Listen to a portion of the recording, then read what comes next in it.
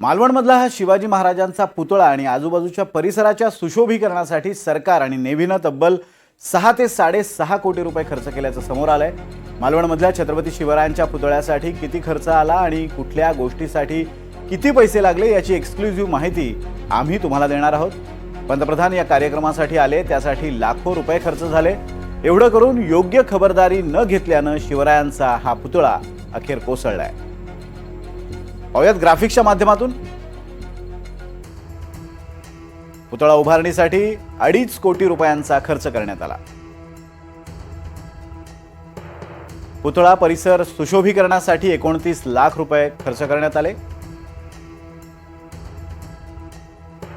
पुतळा परिसर लँडस्केपिंगसाठी 29 लाख रुपये खर्च करण्यात आले। कंपाऊंड वॉलचं बांधकाम सुद्धा 29 लाखात झालेलं आहे।